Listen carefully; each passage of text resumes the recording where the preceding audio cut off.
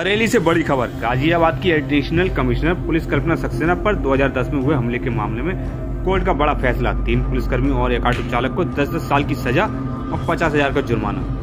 बरेली में SP traffic रही कल्पना सक्सेना ने ट्रकों से अवैध वसूली कर रहे पुलिसकर्मियों को रोका। आरोपी कार से भागे और आईपीएस को घसीटते हुए सड़क पर गिरा दी, जिससे वो गंभीर रूप से घायल हो गए। मैडम, आज एक फैसला सुनाया गया है, क्या मामला था और अदालत ने क्या फैसला सुनाया है?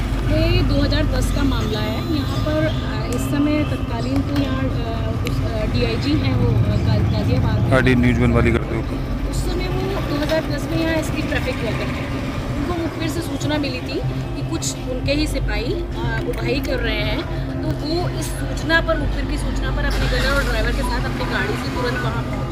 छिपते छिपाते उन्होंने देखा कि जो मनोज था, रविंद्र था और इन लोगों का एक भाई था धर्मेंद्र, ये चारों मुलजिम एक गाड़ी में बैठकर वहाँ ट्रक वाले थे, उनसे पैसे की उगाही कर रहे थे। छिपते छिपाते उन्होंने पकड़ने की कोशिश की और वो एकदम गाड़ी के आगे आ गए। इन्हें मैडम को देखकर और गनर और ड्राइवर पीछे पीछे आ रहे थे, इन लोगों को देखकर तुरंत ही मनोज ड्राइविंग सीट पे बैठा हुआ था, मुलजिम मनोज ने गाड़ी स्टार्ट कर ली और आगे चढ़ाने की कोशिश की, तो मैडम एकदम से दौड़ के मनोज की तरफ खिड़की पर आ गई और उन्होंने उसको पकड़ने की कोशिश की। उस पर इन्होंने जानलेवा हमला करते हुए उन्हें सर पर घूंसे मारे, हाथ पर घूंसे मारे, जिससे कि वो छूट जाएं। और उसके बाद भी उन्होंने बहादुरी से गाड़ी को पकड़े रखा, पैर ऊपर कर लिया और इन लोगों ने गाड़ी दौड़ा दी। उनको जान से मारने की नीयत से धक्का दिया और उसके बाद उनके काफ़ी चोटें आई, तब ये मुकदमा पंजीकृत हुआ।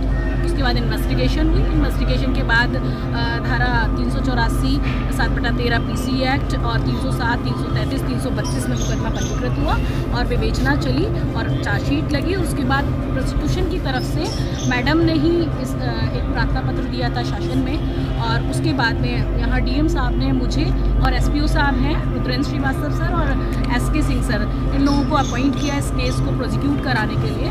मैडम के बाद से सारे 14 गवाह हम लोगों ने परीक्षित कराए और समय समय पर जो भी लीगल कार्यवाही होती थी वो की और लास्टली अंतिम बहस की।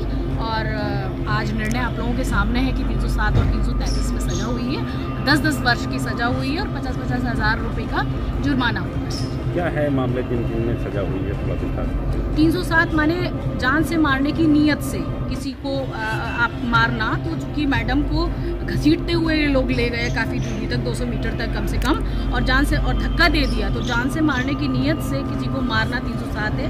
और 333 जो है वो सरकारी कार्य करते हुए किसी को ग्रीवियस गंभीर चोट कारित करना। तो चूँकि वो अपनी सरकारी ड्यूटी का निर्वहन कर रही थी उस समय और उनको गंभीर चोटें आई, मेडिकल से प्रूफ हुआ ये सारा, तो ये 333 में दोनों में सज़ा 10-10 साल की अलग अलग सज़ा दी गई है और 50-50 हज़ार रुपये का जुर्माना। कौन सी कोर्ट में ये फैसला हुआ है? ये पीसी फर्स्ट कोर्ट है जहाँ से ये जो उसका वसूली का था, उस धारा को क्या हुआ था उसमें, क्या ट्रायल में?